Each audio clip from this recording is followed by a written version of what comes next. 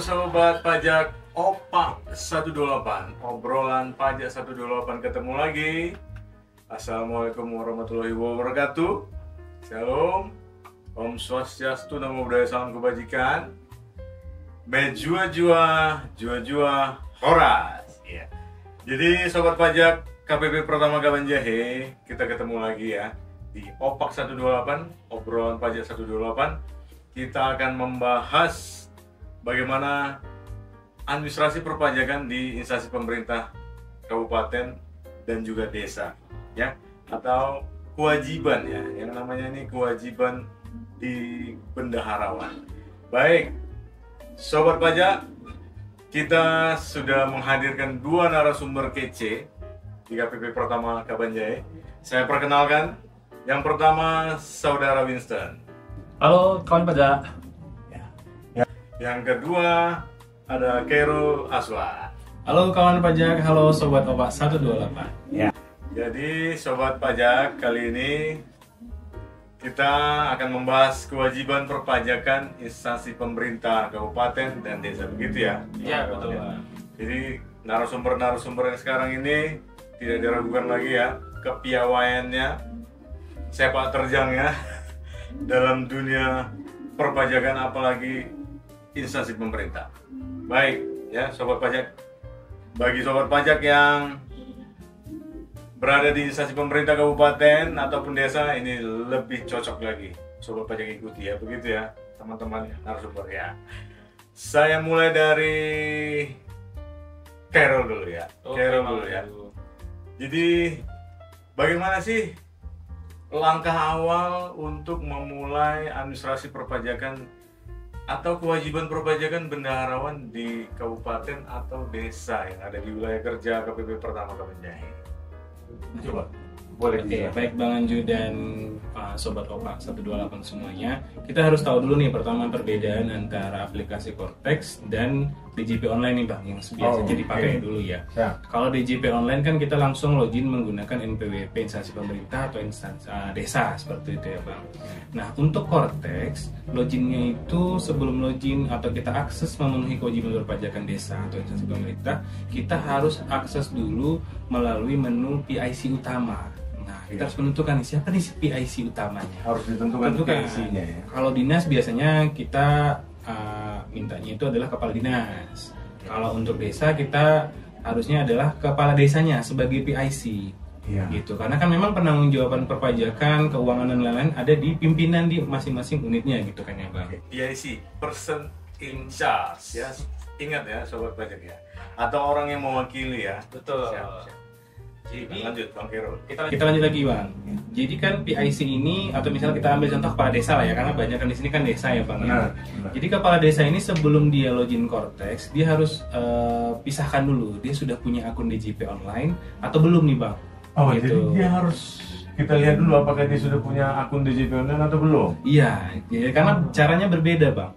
Kalau misalnya dia ternyata sudah punya akun DJP online sebelumnya, sudah pernah aktif, dia bisa login Cortex, masuk langsung ke menu lupa kata sandi Bang. Lupa kata sandi. Iya, untuk membuat password Cortex pertama sekali. Oke, ingat Sobat Pajak. Jadi klik yang namanya menu lupa kata sandi. Lupa kata sandi. Oke. Itu yang pertama. Yang kedua, kalau ternyata dia belum pernah punya akun DJP online atau misalnya pejabat baru nih Bang, belum pernah, bahkan mungkin belum punya NPWP bisa jadi kan. Jadi kalau kondisinya seperti itu, maka si kepala desanya dia harus mengakses menu aktivasi akun dulu. Aktivasi akun di Cortex. Ingat Sobat Pajak, aktivasi akun di Cortex. Di mana tuh Bang Khairul? Pokoknya di menu login Bang, di halaman pertama. Di halaman ada awal, halaman awal. Kalau tadi ya yang sudah punya akun DJP online silakan akses menu lupa kata sandi. Tapi kalau belum punya akun DJP online, silakan akses menu aktivasi akun. Aktivasi akun wajib pajak. Akun wajib pajak. Siap. Nah kita lanjut lagi nih Bang. Jadi misalnya yang aktivasi akun ini, setelah dia mengisi aktivasi akun, langkahnya gampang nih kawan pajak, hanya isi nomor KTP ya Bang ya, nomor KTP, karena sekarang kita sudah pakai NPWP itu nomor KTP, kemudian masukkan alamat email dan nomor handphone yang terdaftar. Oke, email dan nomor HP yang terdaftar di sistem pajak. Betul. Sama satu lagi biasanya ini Bang, kita minta foto dirinya, kan bahwasannya orangnya langsung nih yang mendaftarkan ya Bang. Jadi perlu foto ya, Bang Khairul ya. Ya betul Bang. Jadi kalau setelah kita update foto tadi, kita submit, maka kita sudah memiliki akun yang aktif. Nah, kalau sudah aktif akunnya, baru tetap masuk lagi ke menu lupa kata sandi Bang. Oke, Gitu, balik jadi lagi ke lupa kata sandi. Ya? Jadi tetap bagi yang belum pernah aktifasi akun Cortex, dia tetap nanti akhirnya sudah aktif akun Cortexnya harus masuk ke menu lupa kata sandi. Karena untuk membuat password Cortex pertama sekali itu harus melalui menu lupa kata sandi seperti itu Bang. Jadi untuk membuat akun Cortex pertama sekali passwordnya itu jadi melalui menu lupa kata sandi. Lupa kata sandi, ingat ya sobat pajak ya. Setelah dia masuk menu lupa kata sandi tadi kan Bang, nanti kan cukup mengisi alamat emailnya ya sama nomor telepon. Nanti pilih nih, dia akan aplikasi Cortex akan meminta kita memilih apakah ingin masuk atau dikirimkan kode verifikasinya melalui email atau nomor handphone Bang. Nah, sarannya dua-duanya bisa, cuma kalau nomor handphone dia biasanya pakai pulsa ya Bang. Oh, syaratnya harus ada pulsa. Aja kalau memilih nomor HP, gitu ya. Iya betul. Tapi kalau email kan tidak ada biaya ya Bang. Hanya pakai internet. Okay. Kemudian kalau misalnya sudah kita pilih, misalnya dari email tadi ya Bang, biar gratis. Dari email. Kemudian kita isi kode keamanan, submit. Nah, baru kita cek nih email kita Bang. Ya, buka emailnya ya sobat pajak. Tuh, kita buka emailnya, nanti baru ada link yang dikirimkan dari Cortex untuk mau buat password baru nih Bang. Oke. Jadi ada link yang terkirim nanti ke dalam email, langsung diklik ya. Betul Bang. Selanjutnya Bang Kero? Nah selanjutnya kita buat password baru Bang. Nah cuma passwordnya khusus Cortex nih ya kawan pajak, ada ketentuannya, yaitu password Cortex harus terdiri atas minimal 8 digit Bang. Kemudian minimal memiliki 1 huruf besar, 1 huruf kecil, 1 angka, dan 1 simbol. Ada simbol ya? Simbolnya misalnya tanda seru, bintang, pagar gitu. Kita sarankan sih yang di itu aja ya, yang familiar yang sering digunakan, jadi gampang diingat nih Bang. Seperti itu. Oke, begitu ya Bang Kero. Berarti kita dalam hal ini dianggap sudah selesai membuat password Cortex. Betul. Gitu ya Bang Kero ya. Setelah kita berhasil membuat password Cortex, apa nih langkah selanjutnya? Nah, langkah selanjutnya kita login ulang Bang. Kita kembali ke halaman awal Cortex-nya. Kita masukkan nomor KTP, kemudian masukkan password yang baru kita buat tadi, login. Nah, maka kita akan masuk terlebih dahulu melalui akun PIC tadi Bang, kepala desa tadi. Nah, nanti nama pribadi si kepala desa muncul di bagian kanan atas tuh Bang, halaman Cortex-nya. Setelah berhasil login. Nah, bagi kepala desa atau kepala dinas yang ingin melakukan pemenuhan kewajiban perpajakan melalui Cortex untuk instansinya atau yang dia wakili, silahkan klik namanya Bang, nama si pribadinya tadi akan muncul di bawahnya pilihan untuk dia bertindak selaku pemerintah desa atau bertindak selaku dinasnya misalnya, atau instansi pemerintah. Jadi kalau dia pilih nama desanya, baru nanti akan di bagian atasnya akan ada pita biru Bang. Dia pakai bahasa Inggris nih Bang. You are currently impersonate desa ABC misalnya. Ada warna biru ya. Ada pita biru. Jadi kita fokus di yang warna birunya. Betul. Kan? Tandanya kita sudah istilahnya menjalankan kewajiban perpajakan desa atau instansi. Ada nama instansinya muncul di paling atas berwarna biru. Ya. Jadi kalau misalnya di perpajakan, gimana? Ini istilah impersonate ini baru banget. Di DJP Online belum ada nih sebelumnya. Di DJP Online belum ada istilah impersonating ya. Impersonate ibaratnya kurang lebih begini kan Pak. Jadi ini sedikit nambahkan. Jadi kalau misalnya contoh nih, kita login orang pribadi, tapi kita mau mengatasnamakan kantornya atau desanya. Jadi istilahnya itu sekarang bahasa kerennya di perpajakan itu namanya impersonate. Jadi istilahnya untuk semacam mewakili gitu ya Bang ya. Mewakili aplikasi Cortex yang dia menjadi penanggung jawabnya atau yang bisa membuka akses Cortex-nya, begitu ya Bang Win? Ya betul. Jadi istilahnya impersonating atau impersonate. Jadi tolong diingat, tolong dicatat sobat pajak. Di Cortex ini ada istilah impersonate. Itu artinya apa? Kita orang pribadi bisa membuka Cortex, apakah instansi pemerintah atau kita memiliki perusahaan, begitu ya? Iya betul Bang. Apakah kita bisa membuka Cortex-nya pasangan kita? Bisa juga. Bisa. Tapi kalau bisa, Bang, aku baru pacaran sama dia. Aduh, silakan. Belum bisa itu. Tinggal setting atau itu. harus yang sah sudah menikah. Oke. Berarti kita sudah berhasil login ya. Kita sudah buka korteksnya instansi pemerintah kabupaten atau desa. Nah, lanjut kita bagaimana nih? Barulah kita yang namanya bisa mau bekerja ya, begitu ya kan? Iya, kurang lebih. Nah, jadi setelah itu bagaimana langkah awal mau bekerja melakukan kewajiban instansi pemerintah atau bendahara awal? Coba Bang Win boleh jelaskan misalnya dari perpajakan dari sesi yang mana dulu nih misalnya. Jadi kalau misal kawan pajak, ada beberapa hal yang perlu diketahui nih. Yang pertama, setiap petugas itu pasti mengingatkan jangan lupa impersonate. Karena kalau misalnya lupa impersonate nanti atasnamakan duit pribadi jadi ya. Perlu diingat ya sobat. Jadi jangan lupa impersonating tadi. Kalau tidak nanti jadi data kita yang dianggap melakukan pembayaran pajaknya, begitu Bang Win. Iya, kurang lebih. Jadi kalau misalnya contoh nih, Pak, saya udah impersonate nih Pak, tapi masih belum ada pita birunya yang notifikasi biru itu, berarti masih gagal impersonate-nya. Jadi kalau misalnya udah muncul nih Bang, udah muncul nih pita birunya, udah muncul pita biru, kamu sedang impersonate atas nama desa ABC ya kan? Berarti oke, udah clear nih, kita udah berhasil login untuk desa ABC. Nah, sekarang permasalahannya kira-kira desa itu apa aja sih kewajibannya kan? Benar. Nah, Gimana tuh Bang? jadi kan kita biasa kalau misalnya di perpajakan kita bagi itu jadi tiga topik utama nih. Ada 3 ya. Satu PPh 21, ada unifikasi sama PPN. PPN ya. Jadi PP Pasal 21, PPh unifikasi sama PPN. Nah, bagaimana kalau kita mulai dari PPh Pasal 21 Bang Win? Coba. Nah, jadi kalau misalnya kan tadi kan ada 3 jenis nih. Ya. Rata-rata kalau misalnya di bahasa awamnya instansi pemerintah itu istilahnya itu PPh 21 itu belanja pegawai ya kan. Ya. Nah, PPh unifikasi belanja barang. Ya. Terus nanti di PPh 23 belanja jasa. Nah, kita fokusnya ke PPh 21 berarti belanja pegawai dong ya kan. Ya, gimana tuh? Nah, belanja pegawai ini kita mesti bedakan menjadi 2 topik utama. Belanja pegawai kita fokusnya. Nah, belanja pegawai kita bedakan ini loh Pak. Pegawainya itu nanti ada 2 jenis. Satu pegawai tetap, satu selain pegawai tetap. Ada 2 jenis ya? Iya. Pegawai tetap dan Selain pegawai tetap. Oke, gimana Nah, tuh?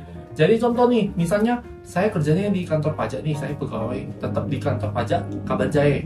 Nah, bendahara KPP Kabanjahe bakal menerbitkan bukti potong namanya pegawai tetap. Oke dong ya kan. Ya. Nah, tapi misalnya contoh saya pegawai tetap KPP Kabanjahe ini diundang menjadi narasumber di desa ABC. Ya. Nah, bendahara desa ABC menerbitkan namanya bukti potong selain pegawai tetap. Karena aku bukan pekerja tetap di kantor desa sana gitu. Nah, jadi pegawai di kantor pajak diundang oleh instansi pemerintah desa ABC jadi narasumber.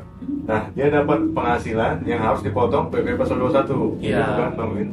Oke, itu namanya selain pegawai tetap. Nah, jadi yang diperlukan apa aja tuh Bang Win? Nah, jadi kan sebenarnya kalau misalnya data pegawai itu, oh ya tadi belum disampaikan. Kalau misalnya pegawai atau orang pribadi itu kita sudah mengenalnya itu KTP. Jadi istilah MPWP yang dulu kalau misalnya teman-teman kawan pajak itu ngecek itu MPWP itu dulu 15 digit ya. Iya. Sekarang NIK dipersamakan dengan MPWP. Berarti sekarang Oke. udah pakai NIK aja dong sobat pajak. Benar. Nah, jadi kalau misalnya Bang, aku input data pegawai, pakainya itu nomor MPWP. MPWP itu udah untuk pegawai itu nggak berlaku lagi. Jadi kita pakai itu NIK. Nomor Nah, KTP. nomor KTP. Ingat ya sobat pajak, inputnya nomor induk kependudukan atau nomor KTP. Nah, data pertama sudah ada nih, NIK nih. Data kedua, jangan lupa penghasilan dong tentunya. Oke, berapa yang dia terima ya? Betul. Jadi kan penghasilan ini isu yang sangat-sangat hangat dan sangat rame biasa disampaikan ya kan. Bang, aku penghasilan apakah atas gaji aja? Enggak dong, penghasilan bruto itu ya contoh misalnya, Pak, saya penghasilan saya bruto itu situ ada gaji, situ ada tunjangan. Jadi penghasilan bruto itu gaji sama tunjangan soal pajak. Jadi bukan cuma gaji pokok ya? Pak, Iya. ya? tunjangan juga harus disatukan, begitu Betul. ya Bang Win ya. Nah ini penting sekali nih sobat pajak, instansi pemerintah kabupaten atau desa. Yang namanya penghasilan itu digabung ya, begitu Bang Win ya. Betul. Oke lanjut Bang Win. Nah, jadi kan itu kan penghasilan udah ada nih. Tadi KTP udah ada. Jangan lupa dong status PTKP. Nah, Jadi- apa itu Bang Win PTKP? Penghasilan tidak kena pajak. Penghasilan tidak kena pajak. Nah, jadi kan sobat pajak, itu PTKP itu ibaratnya contoh misalnya jumlah tanggungan, tapi per 1 Januari. Nah, kondisinya begini nih, rata-rata yang terjadi di lapangan. Bang, ada pegawai saya, kita bilanglah ABC ya kan, si A. Si A ini per 1 Januari statusnya baru nikah anak 1. Oke. Nah, tapi 2 Januari anaknya udah lahiran bang. Kira-kira saya buat bukti fotonya itu K1 atau K2. Kawin anak 1 atau kawin anak 2. Nah, gimana tuh Bang Win? Nah, kita lihatnya 1 Januari. Oke, 1 Januari 2025 dia masih kawin anak 1. Berarti Oke. ya dari 1 Januari sampai 31 Desember dipotongnya itu PTKP-nya menggunakan K1 bukan K2. K1 ya. Yang dilihat adalah keadaan per 1 Januari. Walaupun setelah itu dia melahirkan lagi. Betul. Bertambah anaknya gitu ya. Nah. Oke. Bang, misalnya ada pegawai saya dari TK 0 jadi kawin tanggungan 0. Misalnya tadi tidak kawin jadi kawin nih, tapi di bulan September dia ada pernikahannya. Kira-kira dipotongnya gimana bang? Ya 1 Januari kita dapat kuncinya. Oke. Jadi bang, kalau misalnya sekarang anaknya itu K2-nya itu di tanggal 2 Januari. Kira-kira kepakaian kapan? Itu untuk dipotong tahun berikutnya. Oke. Berarti yang diperlukan ingat ya sobat pajak, nomor KTP, sumber penghasilannya digabung, selanjut penghasilan tidak kena pajaknya statusnya TK0 kah, K1 kah, ya tolong diupdate datanya per keadaan 1 Januari. Betul. Oke. Selanjutnya itu kan di input ya. Iya. Bang Winet di menu apa? Dia diinput di menu EBUPOT. Jadi ada istilahnya itu menu EBUPOT pegawai tetap. Dipotong. Di Cortex ya. Iya, PPH 21 pegawai tetap dan ada pegawai selain pegawai tetap. Oke, karena tadi narasumber tadi ya, ingat Iya. ya, tadi ada narasumber diundang dari kantor lain ya, gitu. Oke. Jadi di EBUPOT selain pegawai tetap itu di input nomor KTP, berapa yang dia terima penghasilannya dan status PTKP-nya ya, pernikahannya atau belum menikah tolong di input. Begitu sobat pajak. Kita input di namanya di EBUPOT. Setelah itu berhasil diterbitkan, Bang Win, EBUPOT-nya. Nah, tapi tunggu dulu bang. Ah, Ada nih apa pertanyaan lagi? yang biasa nih, pertanyaan-pertanyaan konyol nih kadang muncul di ini deh, di helpdesk deh kan. Oh, gimana? Bang, misalnya saya itu kan tadi kan kita bilang status kawin tidak kawin ya kan. Ah. Nah, sekarang kalau misalnya permasalahannya itu, bang, pacar saya ada bang. Ya itu belum masuk, itu nggak masuk. Ingat ya, pacar belum masuk ya sobat ya. Ya, yang kita akui itu ya berdasarkan data kakak ya kan. Jadi kita lihat ya, Benar. oke, per 1 Januari masih ada. Harus pernikahan resmi yang Iya, dicatat pernikahan lagi. resmi dong, ya kan? benar, Bang Yoro. Tadi dia ngaku-ngakunya, bang, saya nanggung pacar saya bang. Pacar 1, pacar 2, pacar 3 banyak nih. Itu nggak resmi ya sobat pajak ya, yang resmi saja. Jadi istilahnya kan PTKP itu ada batasan juga teman-teman pajak. Itu batasan itu maksimal kawin tanggungannya itu 3. K3. Kawin Oke. anak 3 saya contohnya. Jadi kawin statusnya anak 3 itu namanya K3. Nah, Itu yang maksimal di instansi perpajakan diakui K3 maksimal gitu nah, ya. jadi kan ada istilah lagi kan, bang, aku udah tahu nih data-datanya udah saya input nih di menu EBUPOT PPH 21 tadi nih. Sekarang kemana saya melakukan pelaporan? Lah, bayarnya kapan pak? Nah, pembayaran untuk di instansi pemerintah bisa menggunakan namanya deposit, Ya. deposit pajak. Tapi jangan cerita deposit pajak, oh ada bunganya nih ya kan? Ini nggak ada dong. bukan Ini deposit pajak. Bukan deposit kayak di bank ya. Iya betul. Oke. Jadi kemarin ada sempat nanya, ada deposit berarti ada banknya dong, ada bunganya dong? Nggak ada bunganya dong Ya. sekali. Bukan bunga deposito ya. Beda, Iya. beda. Nah, jadi sebenarnya di normal di arus flow-nya perpajakan itu teman-teman ada transaksi buat bukti potong, terus buat konsep SPT namanya. Konsep SPT ibaratnya, oke nih, saya udah buat bukti potong, ada 10 bukti potong. Oke. 10 bukti potong untuk pegawai A sampai B, C, D, E, F, G. Nah, misalnya kan, Pak, tagihan untuk bukti potong Bapak si A itu 80.000 nih. Jadi ini muncul di SPT itu hanya rekapan aja, bukan. Jadi di SPT itu tidak ada isi data lagi sih sebenarnya. Paling cuma isi data itu mentok-mentok jabatannya apa yang melaporkan, udah kepala kantor kah atau bendahara. Terus input password gitu, password sertifikat tadi. Nah, jadi kan ibaratnya kalau misalnya di SPT itu baru muncul 8 data, padahal tadi itu ada 10 data. Itu gimana? Ya udah kita update lagi SPT-nya. Kita hapus dulu, kita buat lagi konsep SPT-nya.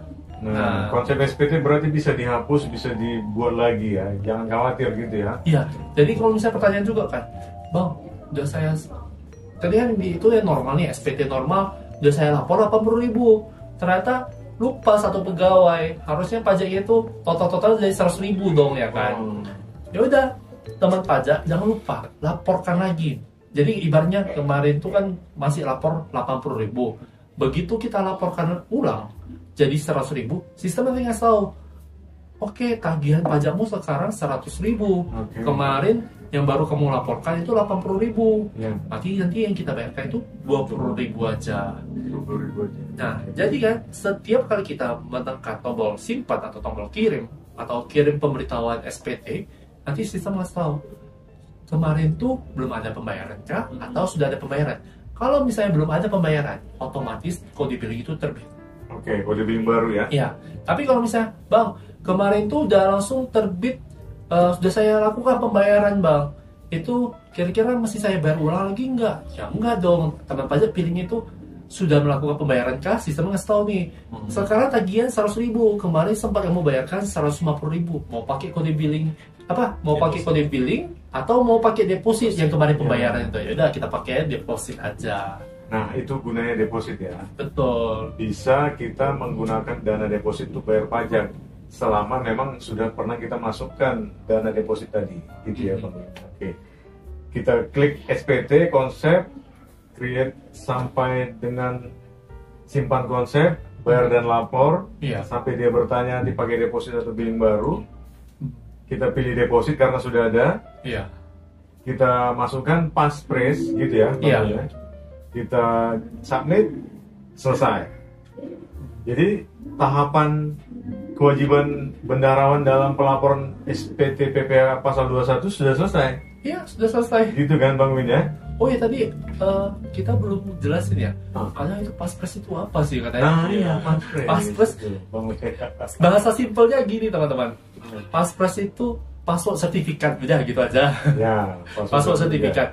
Password sertifikat ini fungsinya kalau misalnya sobat pajak mau menerbitkan bukti potong, menerbitkan faktur pajak, atau mau pelaporan. Jadi ibaratnya kan, ingat ya teman pajak, kenapa kita login itu menggunakan akun impersoner atau akun pribadi yang mengatasnamakan kantornya. Kenapa nggak langsung pakai login kantor aja sih Bang ya kan kemarin? Ingat, kantor itu benda mati. Benda mati itu nggak bisa tanda tangan. Yang bisa tanda tangan itu orang yang ditunjuk. Contoh PIC yang tadi dong. Nah, jadi PIC itu ya untuk tanda tangan suatu berkas butuh password. Jadi istilah kerennya itu di perpajakan juga namanya password certificate ya, passphrase namanya. Jadi passphrase ya. Iya. Jadi jangan khawatir sobat pajak ya, ada password, ada passphrase. Gimana tuh hematnya Bang Win? Jadi kalau misalnya password sama passphrase ya mau sobat pajak mau gabungkan menjadi satu password aja itu bisa disamakan ya. Jadi password dan passphrase boleh disamakan sobat pajak supaya tidak terlalu banyak yang perlu dihafal ya. Password atau passphrase atau salah input nanti terblokir, terpaksa kita buat lagi. Boleh disatukan aja password dan passphrase gitu ya Bang Min. Setelah dia lapor SPT PP pasal 21 selesai dong. Ya PP 21 selesai. Urusan pelaporan SPT PP pasal 21 begitu ya. Betul. Bang Min ya. Nah, bagaimana dengan misalnya ada kegiatan-kegiatan di desa itu belanja barang yang harus ada PPN-nya? Gimana tuh Bang Win? kalau misalnya terkait PPN kita mesti batasi dulu nih. Kita bedakan jadi dua bagian. Yang pertama, Pak, jadi kan bendahara, teman-teman bendahara.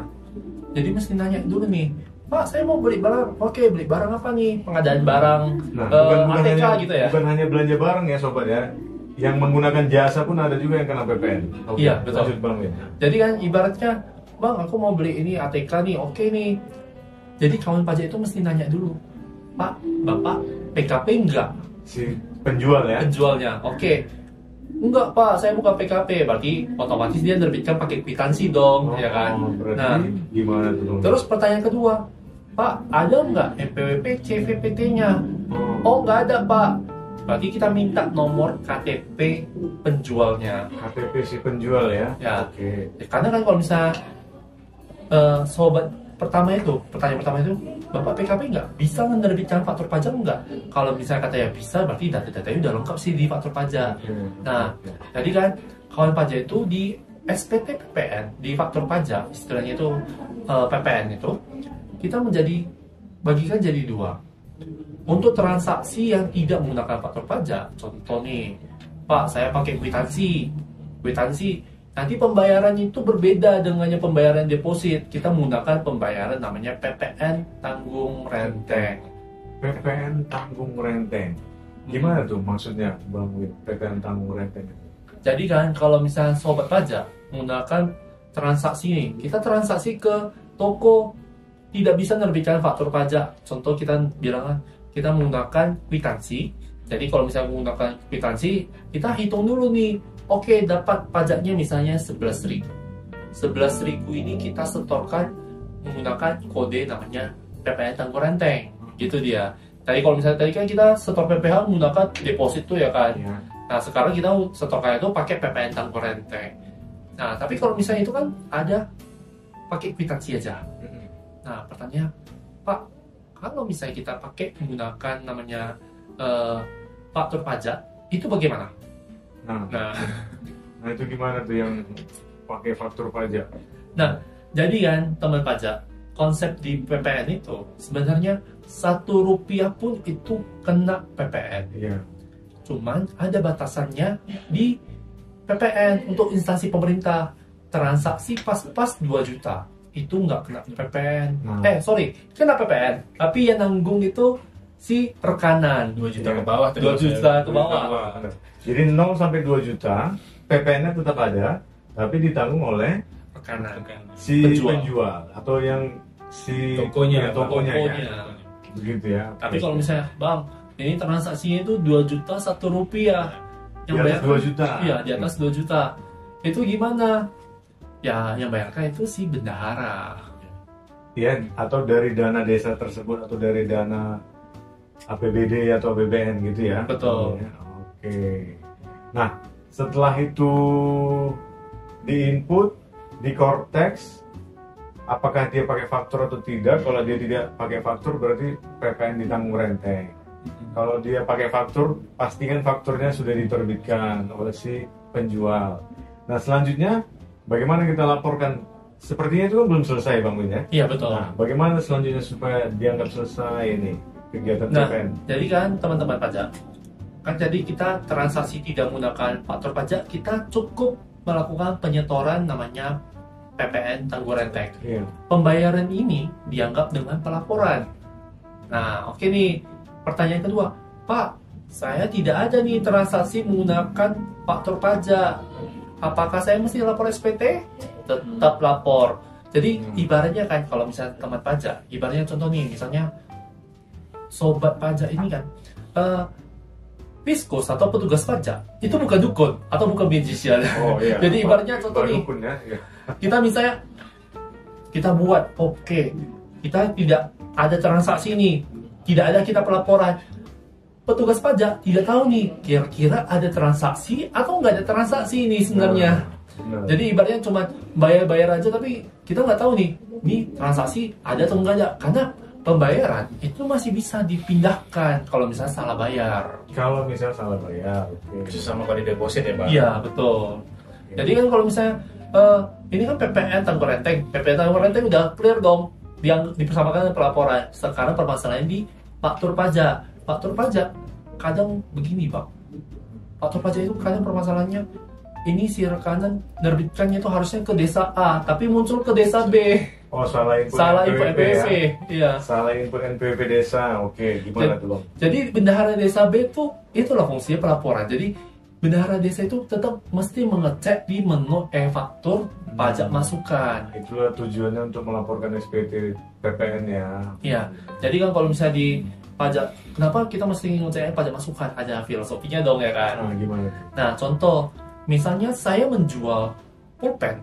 Saya menjual pulpen, di sisi saya namanya pajak keluar, karena barang keluar. Ya. Nah, kalau misalnya di sisi bendahara gimana? Barang masuk, beli barang dong, barang masuk. Jadi kita ngeceknya itu di pajak masukan. Oke. Nah, di pajak masukan, sobat pajak untuk bendahara, simpelnya cuman menandai, oke, transaksi faktur pajak ini benar atau tidak benar, atau valid tidak valid. Kalau misalnya valid, otomatis muncul di SPT. Ya. Jadi kalau misalnya tidak valid, gimana case-nya Pak?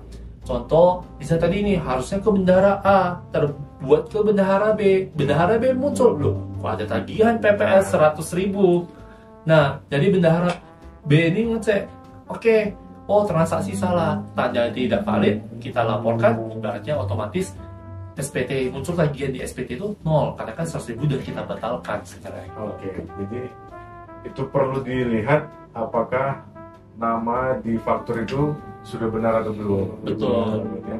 Kalau seandainya nama di faktur sudah benar, kita lanjutkan proses penginputan SPT-nya. Otomatis dia. Otomatis.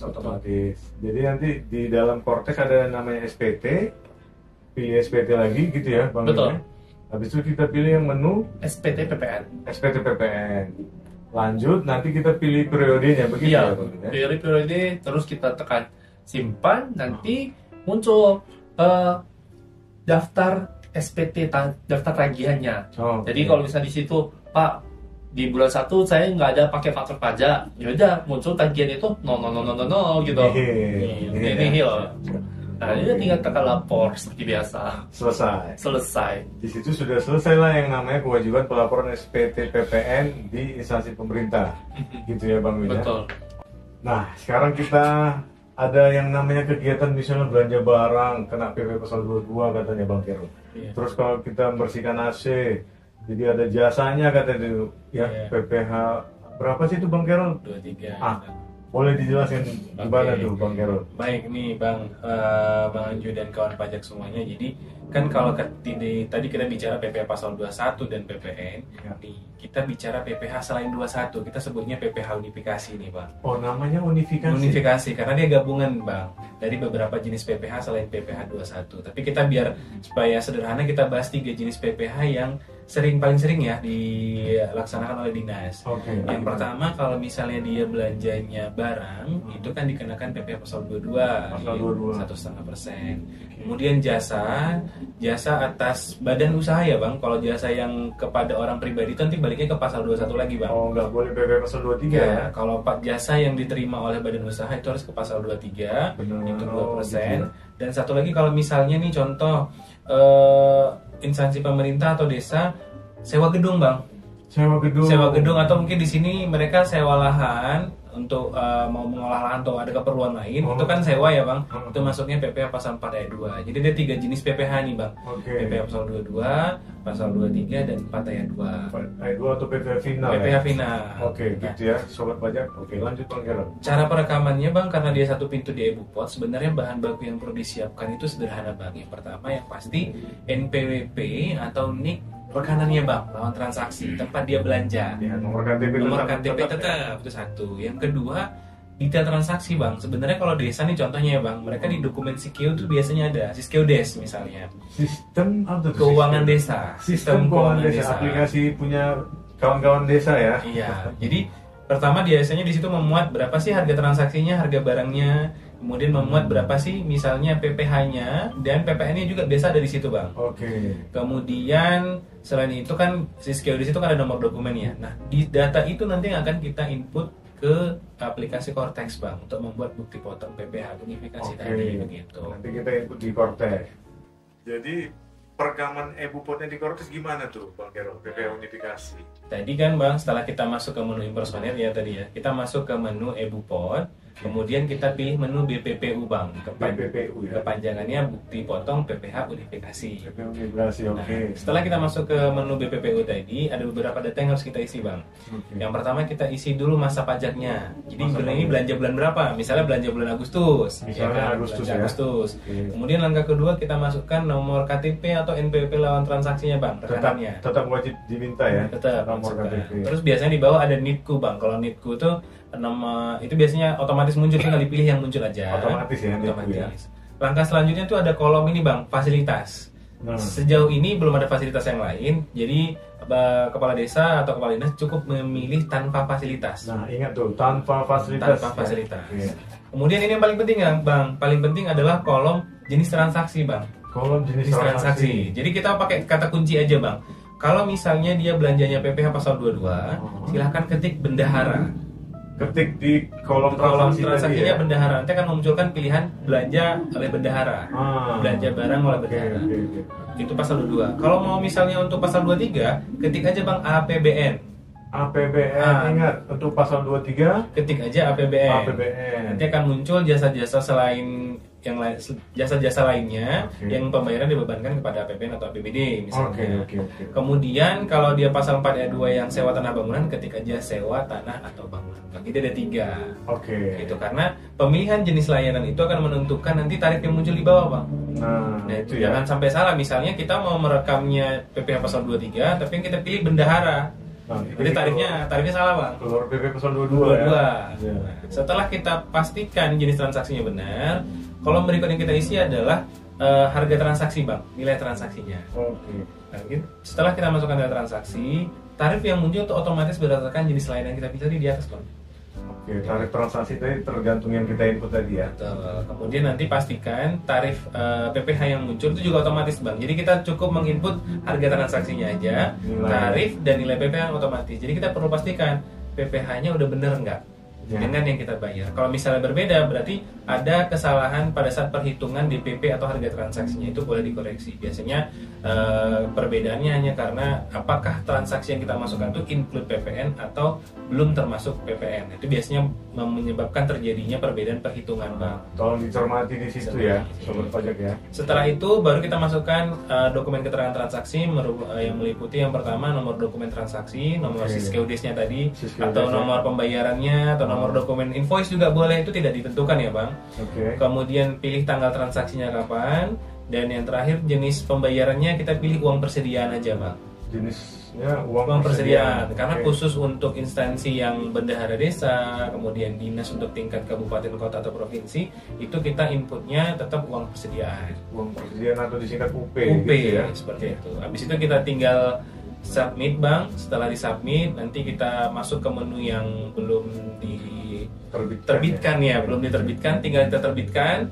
Nah, langkahnya sebenarnya sama kayak PPH 21 Bang. Setelah kita submit bupotnya, langkahnya sama kayak PPH 21. Kita terbitkan bukti potongnya, kemudian kita masuk ke menu SPT untuk konsep ya, posting SPT-nya. Balik ke SPT tadi ya. Bedanya kalau tadi pasal 21 atau PPN, kita pilih jenisnya 21 atau PPN. Kalau unifikasi kita pilih jenis SPT-nya PPH unifikasi. Ya, tersendiri kita tentukan. Tadi kalau misalnya kita rekam bupotnya masa Agustus, ya pilih masa pajak SPT-nya Agustus juga. Setelah kita tadi masuk ke konsep SPT, sama seperti yang dibilang Bang Winston tadi Bang. Jadi konsepnya kita hanya untuk memastikan data yang bukti potong yang sudah kita rekam tadi sudah muncul semua di SPT. Dipastikan lagi ya data-datanya ya. Jadi kalau di induk SPT hanya mencakup data akumulasinya Bang. Jadi kalau tadi ada 10 bukti potong yang muncul ya 10-nya terakumulasi. Memang dibedakan Bang, yang pasal 23 sendiri, pasal 22 sendiri, pasal 4 ayat 2 sendiri. Tapi diakumulasi di dalam induk SPT. Di dalam induk SPT-nya. Tapi kalau misalnya kita mau lihat detailnya, rinciannya ada di halaman lampirannya Bang. Nah, setelah datanya udah kita pastikan benar semua, kita centang pernyataan, kemudian kita klik bayar dan lapor. Kalau udah selesai klik bayar dan lapor, tapi kalau misalnya kira-kira belum yakin bisa di save draft dulu gitu Pak. Nah, setelah kita klik save bayar dan lapor, kita akan muncul dua menu pembayaran pilihan. kalau misalnya si bendahara desanya sudah pernah atau kepala desanya sudah pernah isi deposit ya. nanti muncul pilihan pemindah bukuan deposit. Oke. Dan selain itu muncul juga pilihan pembuatan billing mandiri.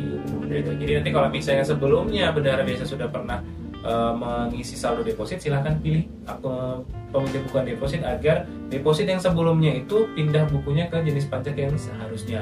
Artinya depositnya digunakan biar berkurang saldonya. Kalau nggak digunakan dia tetap deposit. Gantung terus ya bang? Ya, jadi belum terpakai gitu bang. Betul. Selanjutnya Bang Gerul. Nah, sampai kalau misalnya sudah selesai dia klik pemindah bukuan deposit, nanti akan muncul status SPT-nya di bagian SPT yang sudah terlapor. Bendahara desa atau perangkat desa atau instansi pemerintah bisa download induk SPT, tanda terima atau bisa ngeliat SPT-nya di situ tuh Bang. Itu proses selesai di situ. Sudah selesai ya, Bang Gerul melaporkan yang namanya SPT PPH unifikasi. Ya. Ya, begitu keluar tanda terima lapor SPT unifikasi, terus isi SPT unifikasi, udah selesai. Tuh. Nah, jadi gampang sebenarnya Pak. Sebenarnya nggak rumit ya, asal mau kita coba sih. Sobat Mungkin pajak. karena belum biasa Pak. Benar. Memang harus dibiasakan ya. Ala bisa karena biasa.